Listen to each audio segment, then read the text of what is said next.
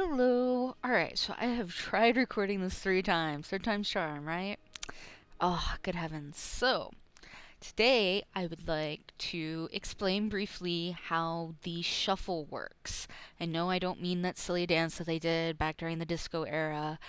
This is a method of gold making that actually provided me with my first 100,000 gold back in Wrath, and it is still a viable means of earning gold in game today.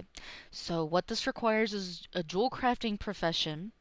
Ideally, yay, lag spike. Ideally, you will be at, I believe it's 520, maybe 515, whatever is necessary in order to get the good gems. And by good gems, I mean the meta gems and the rares. You're going to need those most likely to make the most profit out of this, though there are some intermediary options that will still make you profits, just not necessarily as much. Keep in mind that everything that I say is server specific. The actual things that work best for me on my server may not work best for you on your server, or even on the opposite faction. All of it is contingent on what is best based on your auction house values. There are there are Excel spreadsheets. I will link some in the information below this video that will help you figure out what your most profitable option is. So the first thing that you need is ore. There are 2 types of ore that are generally the most used for the shuffle. Those are Obsidium ore. Helps if I can spell.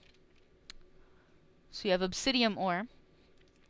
And then there is Elementium ore. So these are both Cataclysm ores. The difference between them is that Obsidium ore will, on average, per stack give you 6 uncut, uncommon gems. Elementium ore will give you 5 uncommons and 1 rare. Now keep in mind that you can get rare gems out of Obsidium ore, however, it should always be considered a bonus, not, something to be expected, because you are not necessarily going to get one out of every stack, and you may not get any out of your entire batch. It really just depends on the way that the dice roll when Blizzard determines exactly what you get out of each prospect. So I am going to take apart a couple of stacks of Obsidium ore. And this is actually a pretty good price for my server. For Obsidium, I try to get 35 gold or less. For Elementium, I personally try to go for 40 gold or less a stack. You can also show the stacks as a price per unit. It's a good way of comparing, say, this 20 stack with this 8 stack. You'll notice that they're very close to each other, but without the stack information, well, that 8 stack looks significantly cheaper, but it's not actually per unit price. So just keep that in mind. An add-on such as Auctioneer or Auctionator will help you with determining percentage values and prices per stack. So I'm going to buy a couple of these. I have quick buyout enabled so that I can get these quickly. Looks like there are 10 stacks from this individual, so I'm going to go pick those up. And we're going to take them apart. Alright, come on. So I already have some gems in here from my earlier attempts at recording this.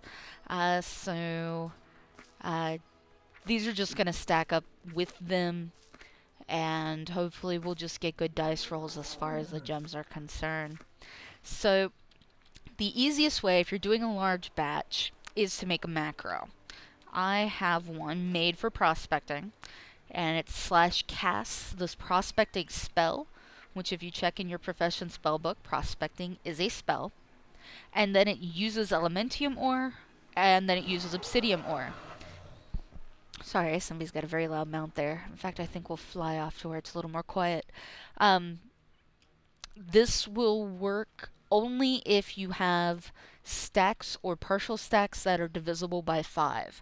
If you have 3 pieces of Elementium ore left over from when you started taking things apart, and you want to start working at Obsidium ore, instead it's just going to pop off an error saying that you need 5 Elementium ore.